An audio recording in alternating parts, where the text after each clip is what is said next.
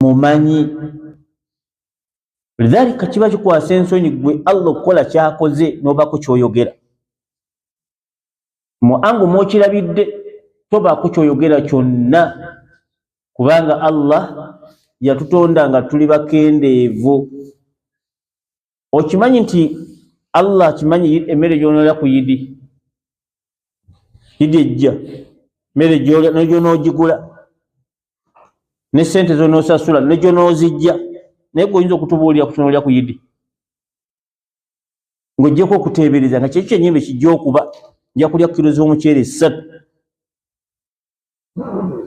era omuceere gwe ngenda okulya gujja kubaamu empeke obukadde 7. Okimanyi ekyo?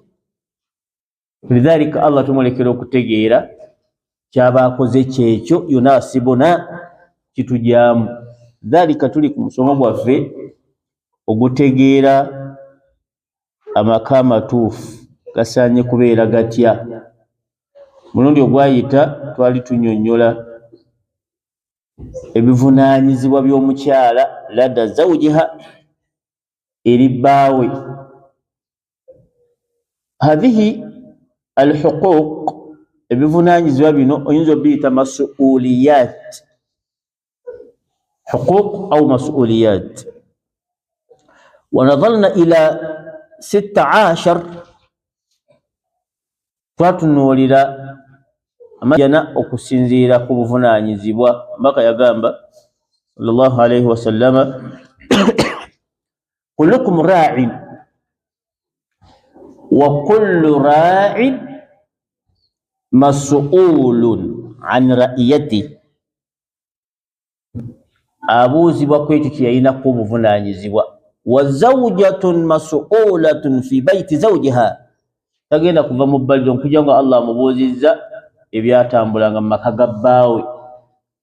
Warrajulu kadhalik, n'omusajja naye bw'atyo. Amma tarawna ayuha al-ikhwa annahu yunasibuna an natahaddatha an hadhihi al-umur, temulaba nti kitusaanira nnyo twogere ku nsonga ezo ezigenda otubuuzibwa mu maaso ga Allah subhanahu wa ta'ala. Allamul ghuyub, amanye ebyekwesi. Idhan twayogera ensonga 16 ne tuzifundikira omulundi gwe nali wano sinaba kuyingirira bizibu byange.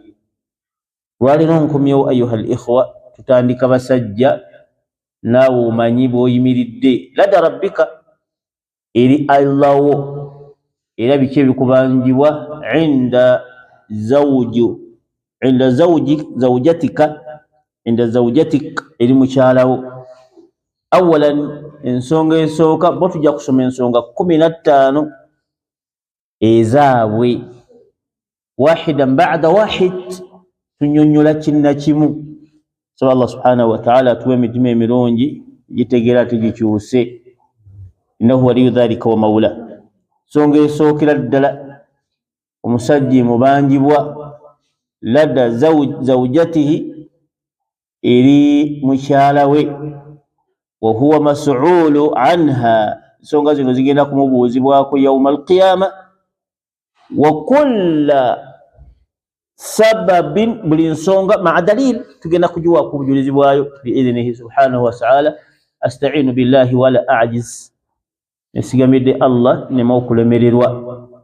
Nsonga esooka al-mu'ashara.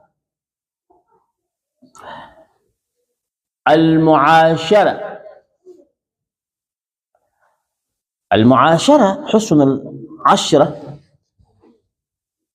okweyisa obulungi eri mukyalawo. Amru hamun, nsonga nkulu al-mu'ashara. Wa hadhihi kalimatu mu'ashara tajma'u kathira min al-umur. Kigambo kino mu'ashara kigatta ensonga nnyingi ddala eziri mu nsingo y'omusajja yawma al-qiyama. Al-mu'ashara mulimu ensonga zino: husnu suhba, okulongoosa omukwano oguli wakati wammwe n'ebitambula wakati wammwe, kulongoosa omukwano. Husnu suhbatin, okweyisa obulungi eri omukyalawo, si kandula mukandule, si kuvuma buvume. Husnu as-suhbatin, olina okubeera nga weegendereza nnyo omukyalo oyo abeere ng'akulinamu eddembe n'essanyu.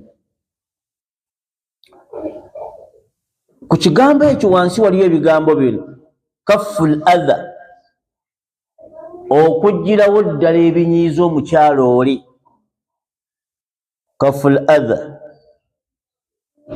okuggyawo ebinyiiza omukyalo oli. Tugambye wansi waliyo suhba, makulu husnu suhba, okweyisa obulungi eri mukyalawo. Ekyokubiri ayuha al ikhwa, kafful adha, omukyalo kendeeza ebimunyiiza, kendeeza ebimunyiiza. Wa idhaalu al mahabba aw bushran, okwolesa okwagala eri mukyalawo.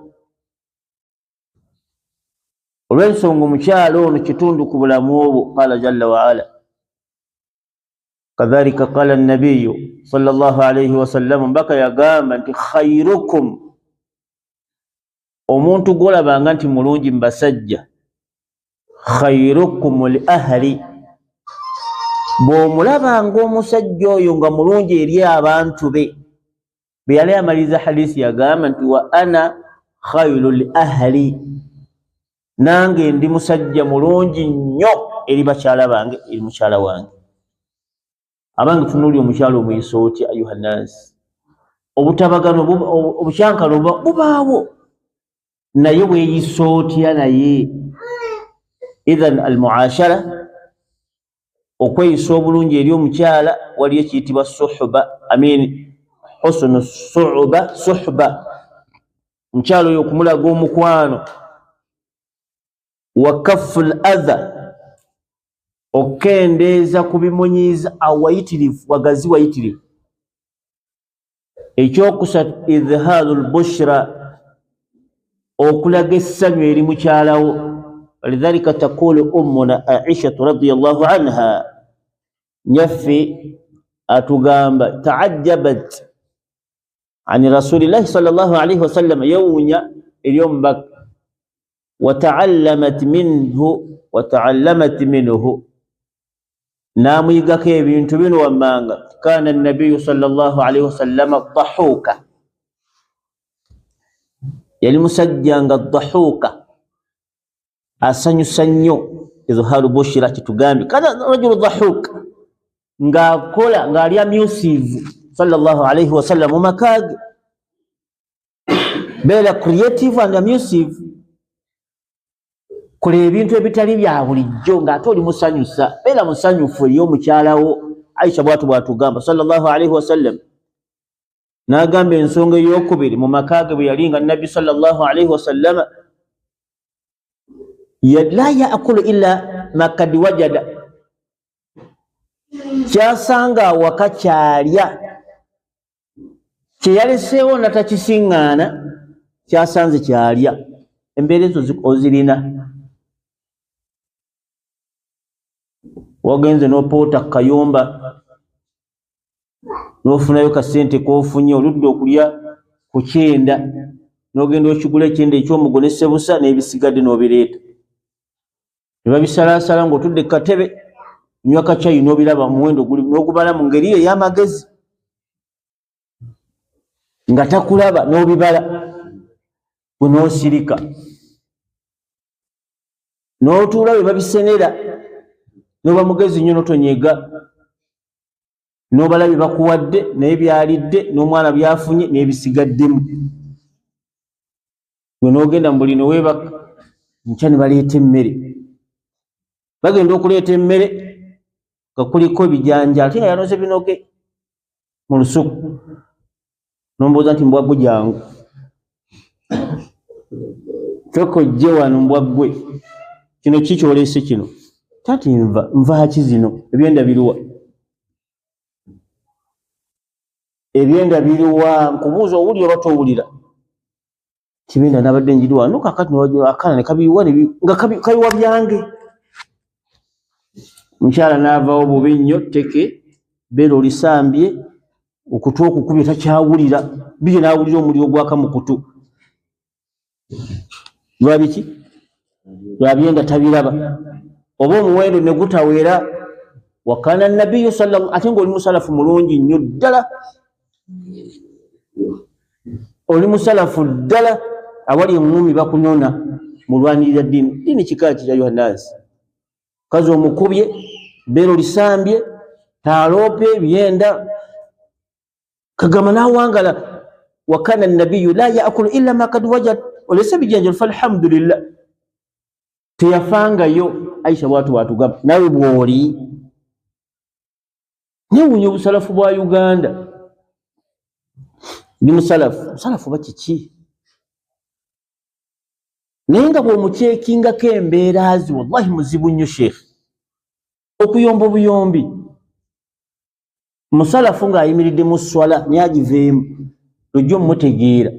Lidhalika ayuha al-ikhwa tufaanane bye tuli, tufaanane Muhammadi lakad kana lakum fi rasulillahi uswatun hasana.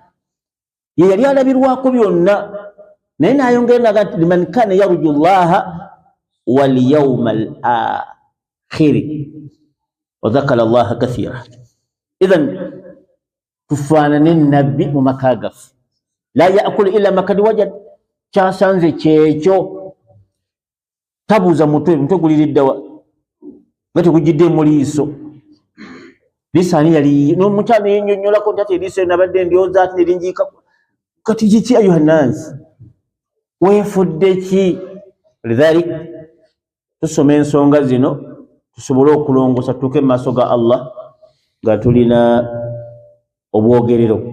Idhan tugambye albushra izhaaru bushran aw surur, kulaga essanyu eri mukyalawo. Nabbi la yaakulu illa ma kad wajada, nga tali okujjako ekyo kyasanze. Tabuuza kibaleese kyekyo, nawe tobuuza mata ngaago omusajja n'abuuza nti amata ge gali ddawa.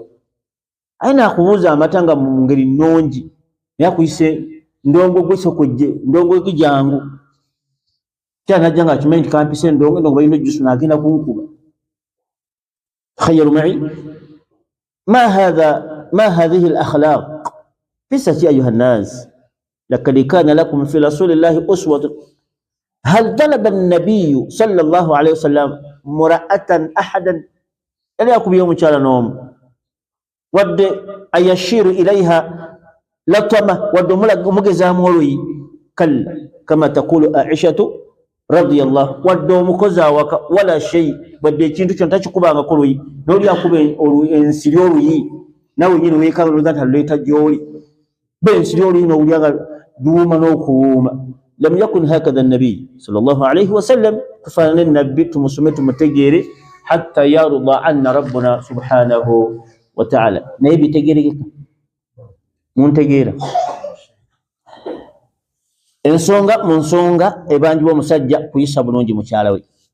Obujuzi tuwulabye mbaka ng'atugamba sallallahu alayhi wa sallama nti khayrukum li ahli. Muntu gw'olaba nti musajja mulungi eri abantu be. Wa ana khayrukum li ahli, nange nze mbasinga okweyisa obulungi eri abantu bange mu maka ge. Sallallahu alayhi wa sallama. Ne bye tulabye Aisha tugamba nti Nabi sallama yalinga dhahuka, musajja musesa musanyusa amusive, ng'akola ebisanyusa waka sobola omuziniramu. Seka yanziniddemu akantu ako bulina kyoba okoze mu mutima gwe. Seka nziniddemu kikyoyagala, zimba amaka nkama allamana nabiyuna sallallahu alayhi. Kola ebirala byonna, sigambye tigenda ozine, naye osobola okukola ekisaana. N'atugamba nti la yaakulu illa ma kad wajada, nabbi kyasanze kyalya tabuuza. Ekyokusatu la yatakallamu kharij albayt kaannahu la yatakallam. Tuwasanga nga iwe yeeyogeza naye osinga n'oli ali awo aleekaana, bamumanyi aleekaana, ali awo aleekaana n'ekirevu kye n'empale ze, aleekaana alinga aliko amajini, alinga aliko lubaale, nzoga nti aliko mmandwa, aleekaana kugamba kuuza kikaaki. Wakana nabiyyu sallallahu alayhi wasallam la yatakallamu fi kharij albayt, nga tavaamu bigambo, atuula awo n'otolooza nti yaliwo sallallahu alayhi wasallam. Naye ekitiibwa kyalina ni malayika zimukwatibwa ekitiibwa kugamba zimutya. lwaki lianna allaha huwa alladhi ikhtalahu an yakuna an-nabiyya aw safira li hadhihi al-umma. Allah yamulonda abeere ambasada wa umma eno sallallahu kitibwa kinene. Omukulu w'eggwanga n'okulonda nti gwa ambasada w'egundi ozitowa naye weewulira mu ngeri yo.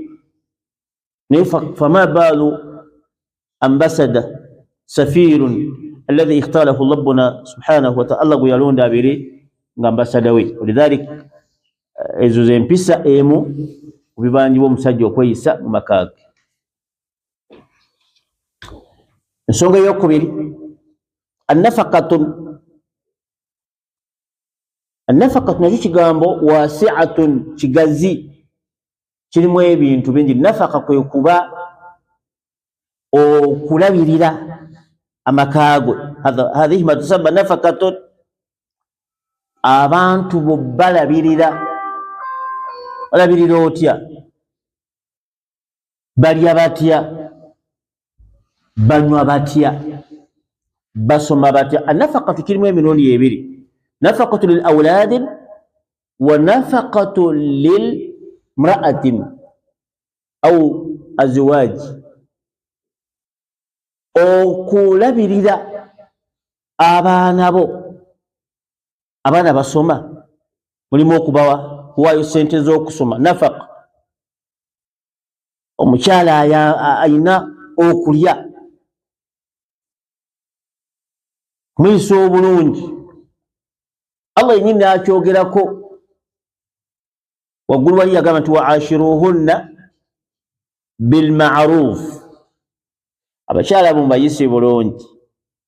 Wa'ashiruhunna bilma'ruf qawlu min rabbil alamin. Al-ma'ruf, olina okuyisa obulungi omukyala wo. Bw'obanga tomwagala, tomuwasa, twasoma khitiba, ebyo go gy'ova yonna khitiba, genda osunsule gw'oyagala omutwale. Fankihu ma taba lakum min, kigambo twaba kiviira ddala ku mutima, ng'owulira ti ono gwensosoddeyo, genda omuwasi. Kati omutuuse kati n'omuvuma n'omulangira ebigere ebimpi, bwawunya enkwawa, gw'oli toziwulira. Lidhalik fankihu ma taba lakum min an-nisa. Twaba, ekigambo twaba kikulu nnyo. Genda omale okwekkaanya, awunya akamwa mutwale nga kawunya, kasita amabeere malungi g'omututte. Ebyo byonna biri eri gye twava mu khitiba be nali nabo. Allah natugamba nti wa'ashiruhunna bilma'ruf, abakyala mubayise bulungi nga mubatadde mu maka gammwe. Idhan mu kitundu ekyo natugamba walahunna mithlu alladhi alayhinna bilma'ruf, nga nammwe mwagala obayisa obulungi nabo bwe batubagira ki, bwe baagala ayuha rijala. Idhan intabihu ma'i amru hamun, songa nkulu tugifeeko. Wa'ashiruhunna bilma'ruf walahunna mithlu alladhi alayhinna bilma'ruf, nabo beetaagira ddala, kuba gwe okimanyi nti gwe nnyinimu, nga bw'oyagala bakuyisemu nga nnyinimu, nawe bw'oba omuyisa mu ngeri efaanagana bwetu. Idhan annafaqatu, ensonga ey'okubiri, obanjibwa omukyala okulya obulungi. Omukyala ateekwa kulya bulungi, abaana bateekwa kusoma. Lidhalika qala rabbuna, Allah yatugamba liyunfiqu dhu sa'ati min sa'ati, gwalinamu ate weyise ng'alinamu. Waman qudira alayhi rizquhu falyunfiqu mimma ataahu Allah la yukallifu Allahu nafsan illa ma ataaha. Bw'oba tolina, tambulira ku levo gy'olina. Bwe bayamukone muteekemu omuzigo,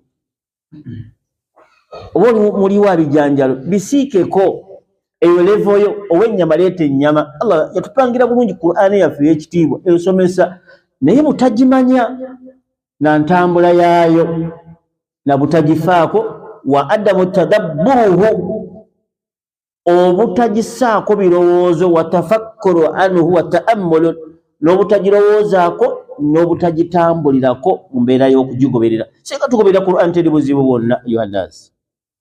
Idhan nafaqatun, mukyala okulya obulungi, abaana okulya obulungi, abaana okusoma n'ebifaanagana bwe bityo, bimu ku bibanjibwa eri omwana wa Adamu eri amaka ge.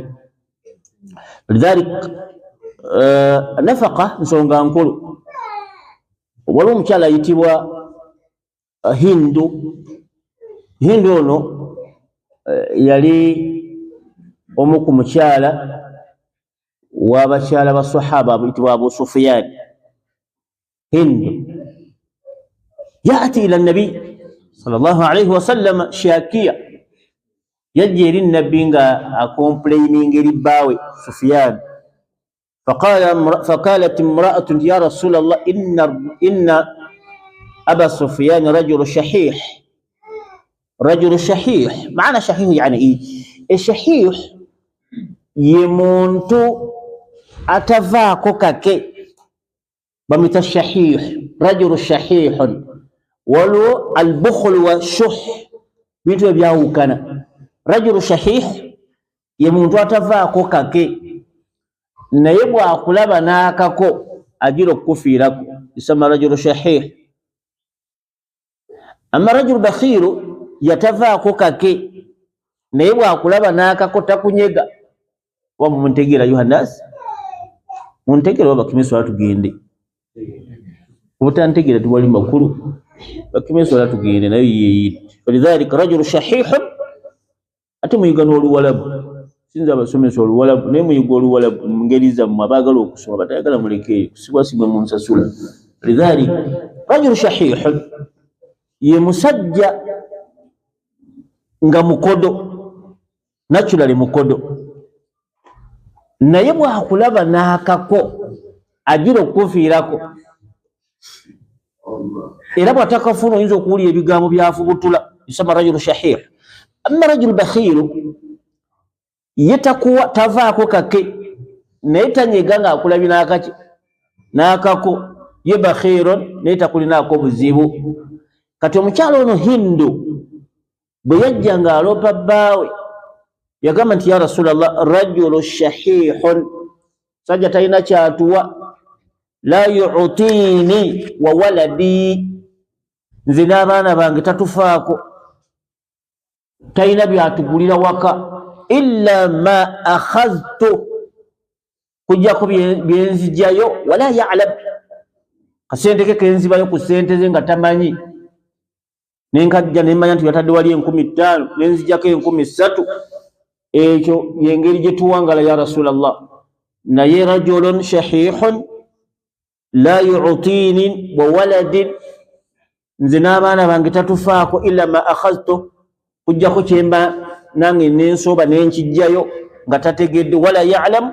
Faqala an-nabiyyu sallallahu alayhi wa sallam, khudhi ma yakfiki wa waladiki bil ma'ruf. Naye tomalaawo, genda oba oziza wali kasente ke kajjeeyo, genda ogule kyoyagala, naye tomalaawo. Fa adhina laha an-nabiyyu sallallahu alayhi wa sallam an ya'khudha min maalihi, ajjemu kuba mu maali ye ma yakfihi wa waladiha, ma yakfiha wa waladiha, ye n'abaana be biidhnihi subhanahu wa ta'ala. Takhayyaru ma'i hadisi tugiwulidde, naye singa osanga omukyala nga yaggyeko ku mitwalo 2 n'aggyako ogumu mu 20,000 n'akulekerawo 8, seeka osigala oli mutebenkevu n'obusalafu bwo, oba teka oba ogenda giwuuba. Tunuulira obusalafu bwo neneeyisaayo ku Muhammad sallallahu alayhi wa sallam, si kweyita bweyisi. Ala al-ardi tatbi'i, ala al-ardi tatbi'i, tulina kusama onkola. Okola otya ayuha nas? Genza okujja wano papa bodezze osangawo 8, ogumu 2 agugize ki, agweyambisizza mu ngeri y'okuba weeyisa otya, aye tuba mu budde we ziri. Kati ogenda mubuuza nti sente zange zirira eddawa, siwazimugambye azitereke, sente zange zirira eddawa, olugenda kuba tteke ku mutwe era nga alina ogirya, kubanga ekyo lazima obulamu bwe bukugamba nti olina omusimbamu tteke, aleme okuddamu okukumanyiira. Kyo nga ate sunna omukyalo okutwala ku sente zo nga tova gy'oli, eba sunna, kuba mubaka yagisomesa sallallahu alayhi wa sallam. Hadi tusamma sunna ayuha nas. Kale sunna kwekubira omukazi ekikonde, singa bakazi bangi nnyo singana wano bwazimbye mu maaso asibye katambala akasibye mu stayiro ya mulembe, kozi wa mukasajja yamudomye engome. Lidhalik twagala okuyiga man huwa nabi صلى الله عليه وسلم وكيف كان النبي إلى كيف كان طبق شريعته يتيكا غاتيا متيكا منقولا الله تكوكو غامت لقد كان لكم في رسول الله أسوة. شكام أسوة في التفسير شكام أسوة كيف نغني شكام عبرة بفا نغني لدل على حد السواء نيواجي الله يقول أسوة لقد كان لكم في رسول الله أسوة حسنة كما عبرة حسنة dwa ekigambo osuwa goberedde tolondamu kyabakola kyonna kyotekedde okukola naye ibula osobola gati kisijja kikulabikidde bubi oba muntegedde singa yagamba ibula twalironzeemu ebimu naye bwe yakozesa ekigambo osuwa tolina kyogamba kino bakiri nga bwe yakikola bwolina okukikola sallallahu alayhi wasallam. Allah yaganti laqad kana lakum fi rasulillahi uswatun hasana awe nsingani omusalafu ng'akubye munne ngumi neewuunya tujja kulaba nabi sallallahu alayhi wasallam nabi yakuba ku bantu la sallallahu alayhi wasallam ayina gwe yakuba la lwaki olw'ensonga nabi sallallahu alayhi wasallam kadi athna Allahu alayhi Allah yamuwaana naga nti innaka la ala khulqin azim oyina empisa ekigamba nze nakutonda naye olina empisa ate nga ziri waggulu wakutegeeraako sallallahu alayhi wasallam yalina empisa zaali za waggulu lidhalik nabi sallallahu alayhi wasallam yatukubiriza nnyo n'atulaga ebyokukola twagala okutuukako kiki tuli ku nafaka okuwaayo abaana basoma mukyala alya bulungi مشالا فاناناتيا لذلك معاوية رضي الله عنه معاوية سأل النبي صلى الله عليه وسلم يا رسول الله ما أحق زوجتي أحد عليه ما حق الزوجة أحد عليه نهي أبشالا أبو buvunanyizibwa ki bwaffe bwe tulina gyali oba buli kuffe eri omukyalo oyo uyo mbaka bagamba sallallahu alayhi wasallam mbaka namugamba an tut'imuha idha at'amta bwoba osazeewo okugula emmere gula emmere etegeerekeka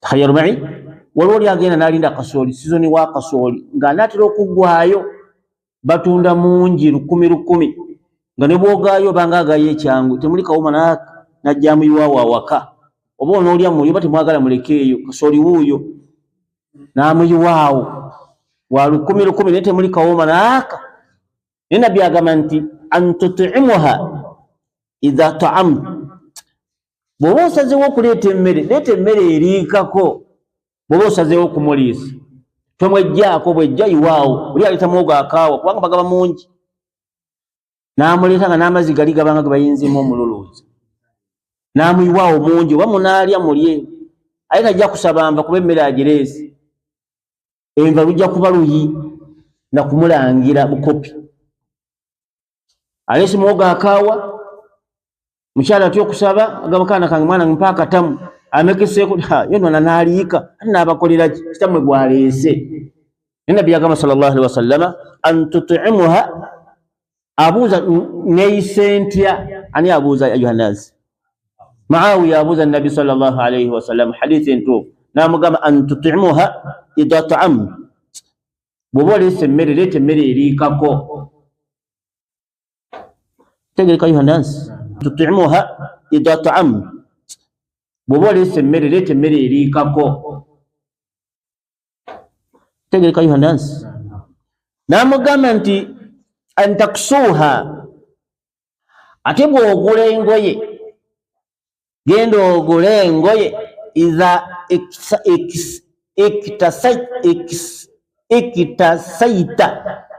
iktasaita bw'oba osazeewo okugula lugoye gula olugoye olumujaamu naye oli aluleeta ateekamu omutwe n'ogugana okuyitamu agati gweno geza ekitwe kali nze nkole ki kale agutemeko oba terukutuuse gwomanyi mpaka yaga an taksuha idha iktasaita oba osazeewo okumwambaza leeta olugoye olumujaamu kagwe gegize kitwe kalinze kukolera ekyo oyambala oba tayagala leke genda olugabe ayuha nnaasi mukyala gwe wamuleeta awaka era ali mu nsingoyo kati omutwe guba nga gugeze teguyitamu agukole ki bagukoonera ennyondo gufunde oba aguteeke mu muliro guggyeko ekitundu ekimu olugoye lusobola okuyitawo kati akole ki gwoluguze naye olaba nti okoze nnyo kati ate omunenya lwakubadde omutwe munene gwageze okomawo gwabadde ova awaka tewagumanyi nti omutwe gwe munene oba gwageze okumawo mu kkuba ogenza okutuuka awaka nga gugeze gadi wallahi nakozesa omutwe mutono kati gugeze gwomanyi kati akole ki ayuha nnaasi lidhalik mpaka natugamba an taksuha gezaako okumwambaza idha ikitasaita bwoba osazeewo kugira ki kumwambaza leeta olugoye olunyuma ate mukifo gandi ine terukutuuse amulangira bulangizi gabeere ganene kati zaaga gabeere nga kole ki oba tegayitamu gwomanyi nze nsana nsobodde okugula gwovudde amaka nga amabeere togamanyi bane gyebiri oba tebiriyo لذلك أيها الإخوة تبير السلام وباتقر محمد صلى الله عليه وسلم ثم قال النبي ما يحدثهم ولا تضرب وجهها musajja mumanyi okukoona empi naye tomukubanga mu kyenyi tokuba mukyala mu kyenyi omunalinda baka vidiyo ako lumu mubuka akutte omukazi we ng'empi zaamukuba la hawla wala quwwata akikala nga ayagala feesi ng'akutta akambe emukwata bulungi nnyo bw'ati n'amukwata amataayi agenda alikulula bw'ati nga bw'akuba mu feesi akutta akambe kyenkakasa yali agenda kumusala kazi yenna ne yeekojobera bakuyita kutuula mu ngoye n'atuula mu ngoye mukimanyi ky'okutuula mu ngoye mukimanyi okutuula mu ngoye ayuha nnaasi ati mbatende bugonvu wa butamanya ate temumanyi ati musiiza ayuha nnaasi tuli mu kiraasi tusoma mumbuli nange mbayigeko namwe munjigeko okutuula mu ngoye mukimanyi kibategeeza okukojoba mu ngoye kazi atudde mu ngoye omwana atudde mu ngoye abaazikojobyemu nkyala ngenda okutunula emabegeno yonna nga ngoye azituddemu nga bwamukuba olukokola wano waggulu kazi akuba enduulu akutta akambe eno alikutta amukuba akakokola yagenda nga akutabe bw'ati amutwala mu kisenge eyo kutta akambe naye ng'engeri gy'amukuba omukazi akuba enduulu tayeri adduukirira ng'alimu ngeri y'olusumaali oba erutuliya bw'atyo bwe yali sallallahu tawfiiki olowooza yamukola n'amutwala eyo mu kisenge gy'amuggalira naye ng'engoye zonna zonna omukyala okutya kuno kwe yatya kakasa n'omusajja omukazi oti yamuleka mirembe kambe ng'akakutte amukulla amwongerayo mu kisenge eri takhayyaru ma'i kati kiki ekyo ayuha nnaasi tusaba Allah subhanahu wa ta'ala atutaase tutegeere omubaka sallallahu alaihi wasallam ebyo naffe tujja kubiraba ku qiyama abantu be balinga bakola lidhalika omubaka natugamba la tadribu alwajha tokuba mu kyenyi feesi gireke oyinza obutamwagala abasinga ayagala amukuba feesi abulwa mutwala nyinda agikuba ejjeko enkovu lisaalijjemu muvuka mwe bali bangi nnyo wano abalala banywa enjaga abalala mayirungi abalala mpisa mbi naye be tutulako mu darusu ng'eno tubeere abamanya nti obufumbo ibaada tugenda gituusa mu maaso ga Allah subhanahu wa ta'ala nayongerako n'atugamba nti wala tukabbah ate bw'omukuba tomununguula kununguula kyeki okuba nti omukubye n'omuleetako ebbwa oba n'azimba w'okubye nga tewabise watera okuzimba mbaka yakigamba sallallahu alaihi wasallam tokikolangako n'atugamba nti wala tahjuruhunna illa fil bayt ate oba osazeewo kubasenguka basengukire mu nnyumba kujjako ng'embeera esusse n'ovaawo awaka bayinza n'abakazi nabo si bangu ayinza okutwalaganya tanti nabbi yatugamba kusengukira mu nnyumba n'omuwulira mulimu abakuba mulimu abakazi nga bakubira ddala bulungi era bangi osinga nti mukazi mukazi yankubye nzi n'okudde kasimanyi naddayo wallahi sheka abakazi bamukazi andi yankubye kubanga nina okunyongera nga nkomyewo alinayo balance bayitirivu nnyo ababeera mu swala muno bayitirivu nga tayagala kuva mu swala muno naddala ddala osungera nga nti ngo yakeesa gwolowooza nti ali ku Mungu kozi ayisawo mpizeeka bayitirivu babakuba lidhalika omukyalo yatanga kuba ennyo olwaddembe ate okugenda okuva wakali anna nabiyya sallallahu alaihi wasallam yabasenkana amala omwezi mulamba katasula mu nnyumba amala omwezi mulamba nga bamulemesezza okusulamu sallallahu alaihi wasallam n'agusula bweru so nga yatugamba ti wala tuhajiruhunna ila fil bayt obanga obaviira beera mu nnyumba mwebasengukira twegatta naye nebifaanagana bibi naye nabbi yavamu omwezi mulamba abawali maadi bamukalabula mu ngeri faanagana bwetu lidhalika tuli ku kigambo ekyokubiri obuvunaanyizibwa bw'omusajja eri omukyala annafaqa omukyala alina okwambala amina alina okulya alina okusula walungi alina okufuna omukozi kazi wekiba kyetaagisizza weya nesisale alina okuba n'omukozi alina okuba n'omukozi awaka amukolera emirimu kubanga mukyalawo alina okuba n'omukozi awaka eyo nafaka abaana balina okusoma abaana balina okulya abaana balina okwambala qala jalla wa ala Allah yatugamba mu Qur'an mu kitundu ekimu wal mawludu lahu rizquhunna wa kiswatuhunna bil ma'ruf Allah yatulaga bulungi tabakyala abantu balina okulya ate bil ma'ruf toleta muwoga akaawa ma'ruf maana ma'ruf otogula muwoga akaawa mondo omuvundu gwejjako kiri kamugende munoge ntula kyokata zirina mbuza tuzinogewa mugende munoge ntula monde wuyo mulesi monde amulese naye nga akazi n'okukala emitwe kubanga ye agenda gwayo nga bakamuleeta wano baba musiira n'amuleeta nagala ateekaawo mugende munoge ntula munogere ku doodo n'akwata boda bayamba tugende bamuvuga n'agenda budde bumuyiseko agenda kulya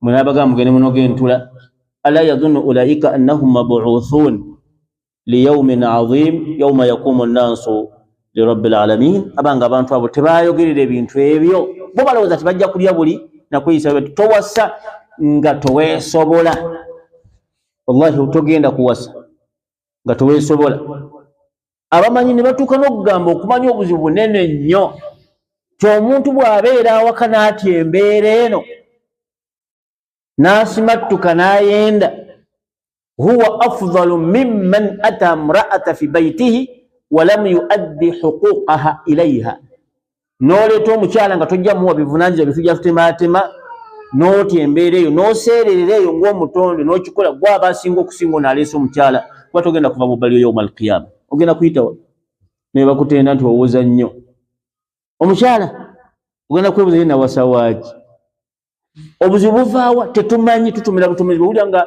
shahawe ekutimbye ng'ogenda ng'oleeta mwana w'abandi olukugwako bwetu eppa oyiyamu kuba bikonde agende tolina ky'omuliise kitanda kye bakwazisi bakinonyi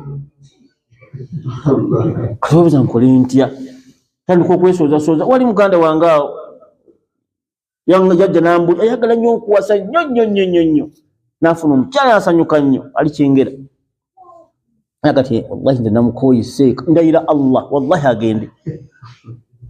wallahi agende saagana kumulabako nja kumugoba nanga seeka saagana kumulabako omukazi ne bwenkomawo saagana kuva ku mulimu alimu oluwalimu nanga saagana kumulabako kati waleeta waaki olwashaho yamupika nemupika kati amaze ogikendeeza alaba tewakyali kati ne pulaani zange zenjagala okukola luli wali zaali ziririddawo alina pulaani zange njagala kukola ajja kgenda nanga kati omugobera ki seeka embeera si nnungi agende talina mpisa atakola kati lwaki empisa looziraba kati shaha wemuweddeko akisimu lakum billah tujja kuva mu bbaliro abakyala bazibu nnyo okutusa Allah n'atulengezaayo yawma yafiru almaru min akhihi wa ummihi wa abihi wa sahibatihi au firarun kudduka misinde abantu abalina kibabanja gy'oli yawma alqiyama walhamdulillahi rabbil alamin. rasulillah sallallahu alayhi wa sallam. Omuntu ayinza okwebuuza lwaki njogedde ku basalafu. Ensonga ennene abasalafu tusuubira ekyo kye beeyita balina bwe bakijjako. Bo beeyisa batya? Okweyita obweyisi si y'ensonga. Salafu bangi bateeka mu nkola, Allah abakuume, ate abanywezi bangi bateeka mu nkola, ate abalala bangi bakoppa bukoppi nga tebasomye. Neyeeyita ekyo bali kye beeyita abateeka mu nkola, nosingana ng'ate ayinoona bwonoonyi. So kiba kyetaagisa eddiini ogisome, beera omusalafu omulungi nga bwe weeyita, naye ng'osomye ate oteeke mu nkola, si kusoma kulekaawo.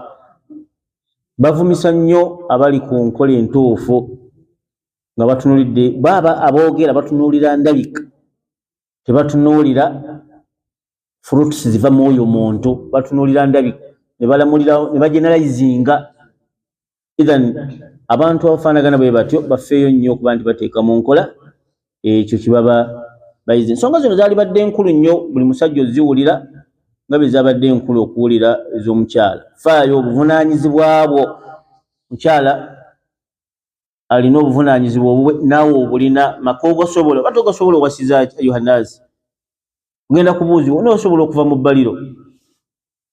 Beera omuntu alaga ekifaananyi ekirungi ekya Muhammadin sallallahu alayhi wa sallam. Naddala yeeteekako tayito y'obusalafu, walibadde nga teweegendereza nnyo olw'ensonga nti tayito yonnene bo tebafaanaganangako bwe batyo mu ngeri y'okuba nti baddukanya eddiini y'owekitiibwa subhanahu wa ta'ala. Ithan kuboogerako njagala abasiiwuuka empisa balongoose, kuba abalungi bangi n'abasiiwuufu b'empisa bangi. Ithan bwe kiba nga kiwuliddwa weefeeko, sirina gwe nsongamu nti oba ono oba oli, wabula nze njogeredde wamu. Bw'oba weyita ekyo longoosa, amaka gatambule bulungi. Ibadaati za Allah subhanahu wa ta'ala ozisse mu nkola nga weewunzikira ku mutwe ogugamba nti ndi musalafu, kubanga salafu basajja baali balungi nnyo. Faradiyallahu anhum wa radu anhu. Allah yabasiima nabo ne basiima. Naawe osiimwa Allah oba Allah ate akwongerayo bwongezi paka lwanakuba ekyoto mutegeere subhanahu wa ta'ala. Abakito ntumaliriza twogedde ku nsonga ziri bbiri. Twogedde kina kya Yohannas? Twogedde ku nsonga mmeka? Naam.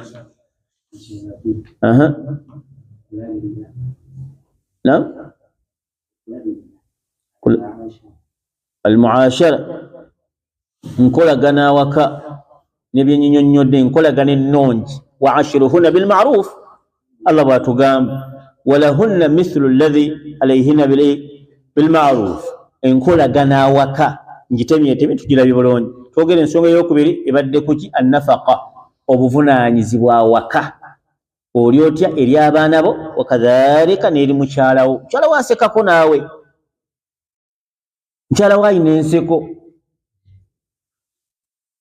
oba lwasekako ng'akaaba bukaabi omukubye. Mukyala aseka akwesunga okomewa waka, obaga nti Allah oba balitumira balitomere.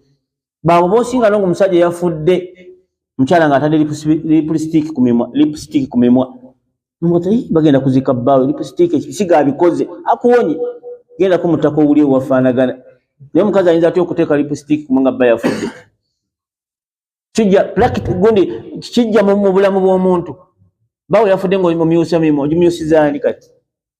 Naye omusinga ekisiga akikoze nga n'enviiri ekiviiri akisudde eno, olowooza akaaba, akoze ataddemu bugundi bulwobu bumuleeta amazigo, olowooza akaaba. Akaabire gwe obadde omukolera ki? Era kikyafiiriddwa ng'ovuddewo. Kikyafiiriddwa, agenda kuteekawo gundi ndala nga adda ku gwe mbwakaabe. Walitaalika tubeere ng'omukyala akukaabira ng'akaabira ddala omuntu asaanira okukaabirwa mu ngeri faanagana bwetu. Kiva ku ki? Obuvunaanyizibwa twabusuulira ddala, kati amaka geeyisa nga gandhiga mu ngeri faanagana bwetu. Waliwo alina ekibuuzo? Waliwo alina ekibuuzo? Otaba tusaale tugende ayuha nnaasi. Wa barakallahu fiikum wa ahsana Allahu a'malakum jami'an.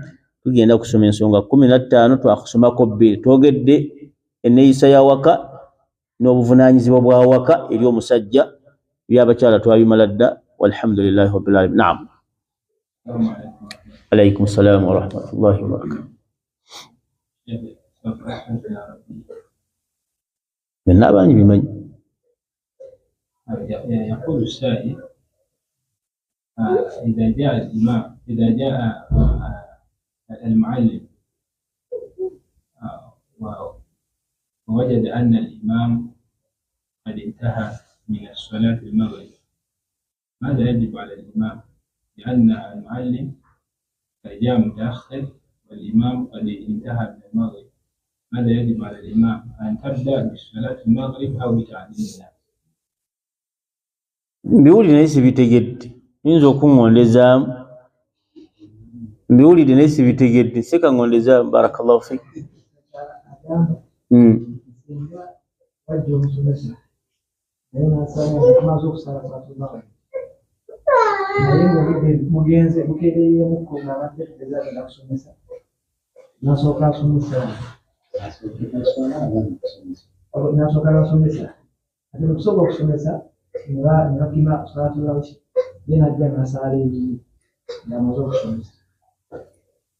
Mubitegedde?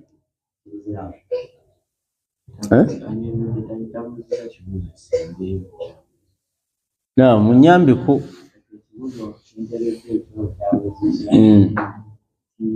Mwalimu azio kusomesa naye mukaseera akajiddemu n'abadde yabafa asooka asaale oba asooka asalemu abaliri oba asooka asomese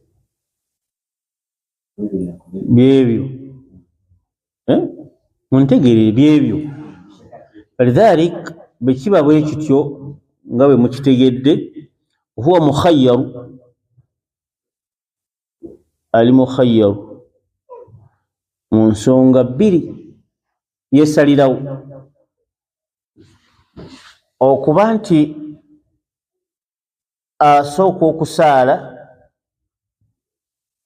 n'alyoka asomesa oba n'asooka okusomesa esswala eno n'agisindika kweri swala eno n'agisindika kweri abantu bayinza okuba bagenda n'okugenda nga bagenda kati wanaasaalira nabana abaliwo anaagenda okutola salaamu esembayo ngatto ze n'abakereye ababiri abasatu omu oba obutabaayo kati asobola okusooka okusomesa eno n'agisindika kweri. Thabata dhalik anna ibn Abbas radiyallahu anhu yali asomesa yalinga asomesa yali salatu al-maghrib yasomesa okuva ku asiri n'asomesa paka ku magharibi neetuuka naye nga alina ensonga zaagala okuteeka mu batuuze bano oba muntegeere alina ensonga teziweddeeyo. Bw'anaagenda mu kusaala abantu bano bandigenda anaamala okutoola salaamu ajja kgenda n'asomesaawo busomesa. Sajja yali atudde eri n'amugamba nti as-sala n'asirika Ibn Abbas n'agenda mu maaso n'addamu n'agamba as-sala n'amubuuza nti hal antum tuallimuni aw ana uallimukum mwe mwaze okusoma ku nze oba nze asoma ku mmwe. Kiki yali ayagala Ibn Abbas? Yali ayagala esswala eno ey'amagaribi agisaalire ku ki? Kuba kikkirizibwa bulungi nnyo. Dhuhuri etuuse n'ogireka n'ogisaala ne asiri yinza okubadde olina abagenyi oba tolina onoga tigenda kubeera mbulira mukazi wange nemuwubawaawo kugenda paka ku asiri nemugulubawo nemuguluba bugubyawo dhuhuri 7:30 awuna nemugulubawo nemutuuka ku asiri ng'okkakkanye nemugisaala musaala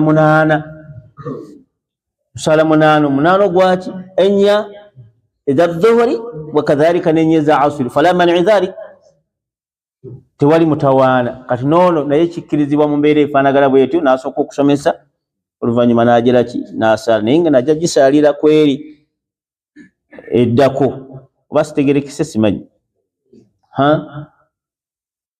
Naam. Leka ina business yentandiseo ya PlayStation. Kiki? Mubeera mu video games. Buba mu motoka. Mali bamwelamula atya. Haramu. Of course ebeera haram olw'ensonga nti otaddewo ebibuzaabuza abaddu kugenda okusaala gwafuusa ensonga oli ali kamotoka kamunyumidde luusi mwana myaka mito ate asasudde sente ze mbu ate simagali byetuuze n'akavuga paka kati gwe seeka ofunamu kubanga kyo kyennyini kyoleese kibigenda kuleetera shubuhaati eri abasiraamu n'obeera ng'oli mu asasu initiate atandiseewo embeera eyo noba ng'ogabanaku buli akeerewa mu swala paka kiyama ng'ebintu byomugugo gyebuli. Barakallahu fiika. Naam. Ensonga yeseeka wali erikwa kibuuzo kyeri ky'oba okuddamu ekyenduuliza tuba tugenda wano mu jamu wali kuisha basalira magala ate bakimiisha wali eri ate yazze ebbala asaala magala nakyo kikiriza basi mukazi ki bakimiisha ate yazze ebbala asaala magala na kubanga eno eba muqaddamu yaba yatuuse dda isha nga ate eri muakhar walmuqaddamu yesooka eddako neddako illa ng'ebadde eno isha eggwako bugwi lwasooka ishai n'asooka asala magali nebe ekitabo ekityo ave ku jamaa amala okusala magali bw'aba basanze fa alhamdulillah bw'aba tabasanze yagende mu maaso n'ebibye mbeera efaanagana bwe oba ontegedde omubuzeemu oba ontegedde. Naam.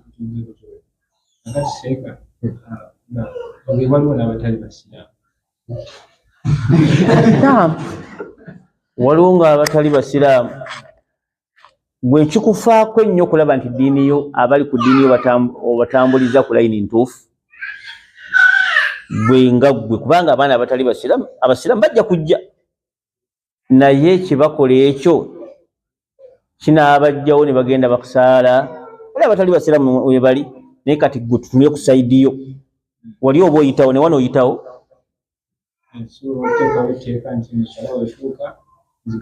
oba mutuufu naye nga obuntu obwo obufaananyi obwo tekuliko bakuba tteke bannaabwe temulimu bya mmundu temulimu bya busaale ebyo bikkirizibwa bwe bityo kuvuga bumotoka basobola okubuvuga kusamba mupiira bakisobola era amateeka ago nga gagamba nti sola beetuuka mufulume oba mutuufu ewa buzibu kubanga sha'iratullahi ogiyimirizaawo tegerekisi ekibuzaabuza ku sha'iratullahi okijjeewo bagenze ne basaala falhamdulillah bw'obanga ye puroguramu yabannooki naye nga n'emizannyo tugitunuulira mu ngeri efaanagana bwe. Naam Sheikh. Enaku zino kirabibwako abakyala be bakuba abasajja batuse n'obbasalako obwereere kituufu baluwa abakyala abeeyisa mumbere kisookera ddala nabbi yagamba sallama salasatun la yadkhuluuna aljanna abantu basatu ejjana bagiveeko asookera ddala muraatu mutarajjira omukyala nakawanga yaluwayo akuba bbaawe talinaayo ssoobe kuyingira jjana era kyaddembe okumuta oli wa ddembe okumuta agende oba tokyamusobola bangi abasajja babakuba bangi nnyo babakubira ddala naga nti enkovu eno ogiramu mukazi yali anzita kazi yankubye ate bwe yamaze okunkubya nansibirako nga afuluma genda nasuzaayo omu kyala yamukuba namala omukuba naga nti genda todda na wano najja ewange nasula ewange wiiki nambi kyala yamugobye ate nga amukubye bino byali bigambo bye musajja yankubye singa nkubikulya mugongo eyo n'olaba engeri gye yankozeemu era ngobye ajje wange nasulawo mwezi gwawera ndikola program zokulaba tulatya mu nsonga kazaga ndankugobedde ddala genda ogezeeko awala namugoba n'agenda n'aleeta ssente ze n'azimba ne ssente ziizo genda nazo namugoba era baayawukanira ddala kati bulungi bakubira ddala bulungi nnyo kati ddala era muwase nga wekyankalanya ajja kukulaga bulezi naam akati okugeza omusajja nti abitekitiza embeera nti bw'aneeyisa obulungi ennyo ewaka anza ovaamu embeera emanyi era evaamu okutuuka osiramu eyo bwe bwamutaatamulemu muneeyisa naam webuli obutabusoma busomi weebiri byonna ebyogaba weebiri olina wootuuka Allah yennyini n'atugamba nti fadhribuhunna mbakonemu ku mbooka abo Surati Nisa alina watugambye ati fadhribuhunna mbakonemu ku mbooko bakatiriire kitegerekese ebyo byonna weebiri naye lwakuba tetusoma olaba nti wasoma n'ofuna degree n'okola otya biki olaba tutakusoma busiraamu ojja butambuliza ku level gy'oyagala bajja kukuba kitegerekese era ate abawalabu bakuba nnyo ate ekibi kye balina bo bassi bo battira ddala waliwo akamawulire nalinga nsoma bagayita ahadath oyinayo munno mugamba gakuweereza ahadath galimu ebyo byonna kasasula gye byasala abasajja babasala bo baliibu n'okusala basalira ddala kirajja n'akusalako omuntu ng'embuzi genda okkeera enkya nga yakusaze n'ofulumira mu bokedde ithan bo bali bakuba nnyo ate okusinga abafi n'okutta battira ddala okubeera namwantu ekimuluma ng'akusse ithan ekyala kati mulembe mulala nnyo omuzannyirako saawa yonna waliwo ne gwe abalala basalako obwere najja n'aleeta akambe kakasaze obulungi fakitole yonna n'agijjako yonna n'agitwala kati era ddeyo kyakale fakitole yonna n'agisalako temukiwulyangako ekyo temukiwulyangako ithan babasalira ddala mukyala naga nti kakatole kagende njiye ebirala naye nga yo fakitole agizeeki agimaze falidhalika abakyala kati si bangu ebyo nambaka ebitulangira ddala kiyama nga kinaatera okutuuka tujja laba ikhtilafan kathira naam naam ndoza yasembayo imamu simanyi oba omutadde naam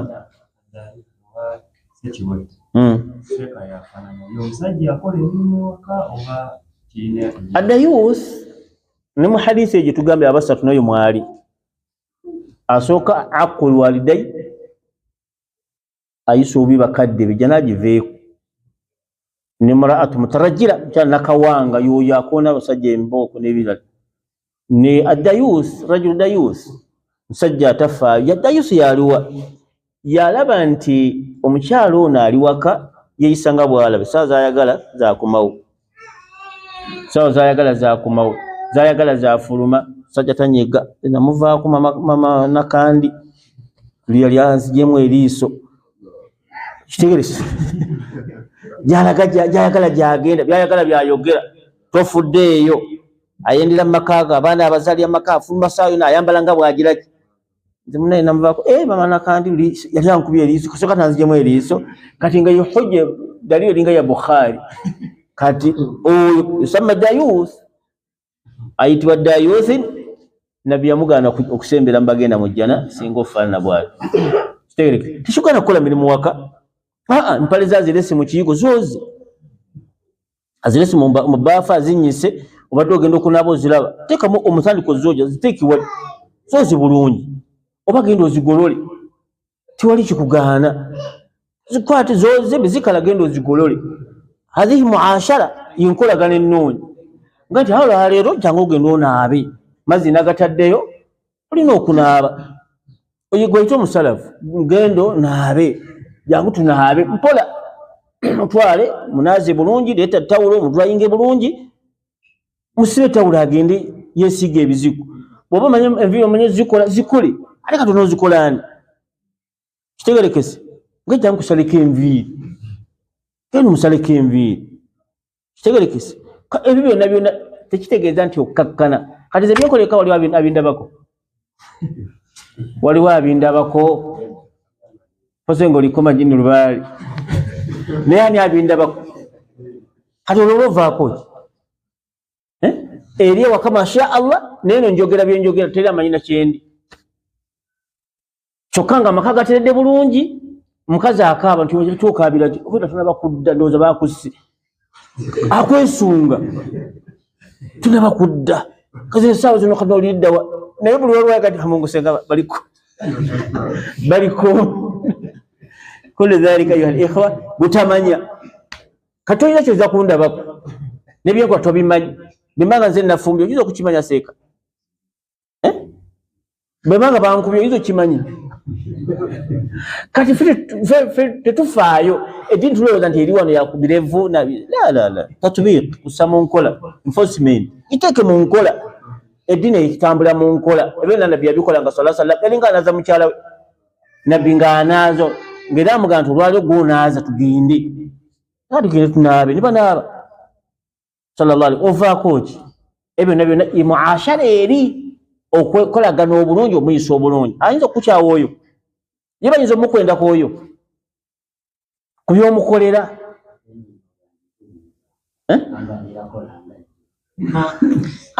enkola approach yembi engeri gyogikolamu naye tayinza kutasobola kugikugamba nga omukolagana bulungi nakimanya nti omuyamba nakuduumira tekisobokera ddala wana tenakulya mmere genda olabe beyidde tekisoboka gwe wennyini bw'ofuuka ensonga oweeyisa otya eneeyisaayo yekuleeta ku ekyo ate n'okuyisa ekigambo mu kamwa ntwala onaazi kyempaliza ntuwazoozezza ate okiyisa mu kamwa eneeyisa gyogira giweeyisaamu oba ntegereka subhanaka allahumma wabihamdik ashhadu an la ilaha